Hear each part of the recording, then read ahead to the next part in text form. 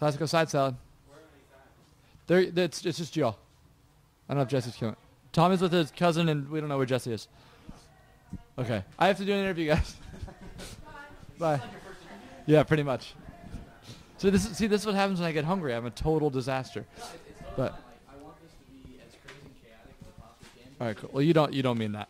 No, I do. Okay, this is my first one. Well, I will derail this. If you everything get, it's like if you give a mouse a cookie, he'll totally derail your interview. Cool. All right. So as far as Jukebox as a band as a whole, like, how did you guys meet? Like, where did that start from? And like, Yeah.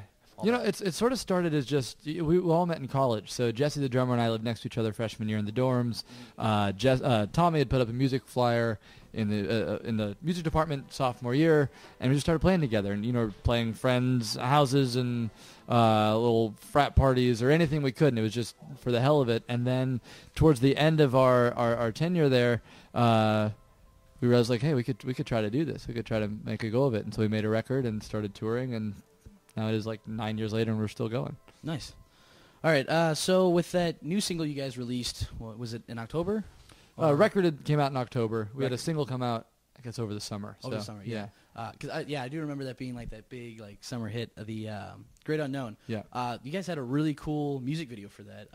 What was the inspiration for the song itself, and then the music video? Like, what made you guys decide to shoot in those places? And like, yeah, the song I wrote, I guess it would have been a year and a half ago. It's one of my best friends in New York, a guy named Greg Holden, and we just got together one day and started writing. And some songs, it just happens. You get in a room, or either by yourself. This is one of the few times where the whole song has come together in an afternoon with another person I'm writing with. But and it just like wills itself into existence. I don't almost know how else to say it. But it was just like we wrote this big anthemic sort of summer jam song. I actually remember going to the beach like the day after we wrote that and playing it from like a bunch of friends, and we were just like, this is great. Yeah.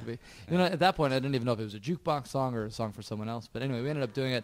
And the music video, we were working with some guys out on the West Coast who we've been friends with for a while, and you know, we wanted to do something that sort of like showed us and like wasn't like big on like concept or narrative, and it was just like we used like drones. That was the big thing. I saw the producer did this video with an aerial drone with a camera on it, and I was like, that looks amazing. So I wrote him saying, have you ever done music videos? Do you think you could do one with us? And he said yes, and we spent 3 days driving up the Pacific Coast Highway on the West Coast and just filming stuff, and it was great. Yeah, that's awesome. Yeah. You can pass like around if you want to. Yeah. So as far as I know you guys have a couple of albums out currently, and this new one now, like, why self-title it now? Yeah. What was the reason for that? We self-titled it because we did this record in a different way than we'd done past records. So we came in with like 50-odd demos and whittled it down and spent all of last fall like working on it, and then we're in LA for 2 months like actually recording it, and spent all this time sort of like reinventing our sound and sort of taking risks sonically and song construction wise. And by the end of it, we felt that we'd sort of almost either reinvented or reasserted like what sort of music we want to be making and what our identity was, and we thought because of that it warranted a self-titled release. Awesome. So the year is still kind of fresh. As far as last year in touring and just being a band like together, what would be your best memory being with the band just from this past year? Well, the best memory of the past year, you know, honestly, making the music video on the West Coast was really spectacular. We had some great shows when the record came out. You know, last year was it was a year of change and excitement, and that sounds so cliche and horrible and boring. One cool thing that we did, we wrote a song for a cartoon show, and they're animating us and putting us in it, and it's going to be animated versions of ourselves singing the song, and that's going to be released this year, but we did it last year. And a couple other things behind the scenes. But really the year felt like a build-up to this tour, you know, to what we're doing at this point, because this is the big full national, you know, play the new record for everybody tour. Yeah, cool. Let's see here. I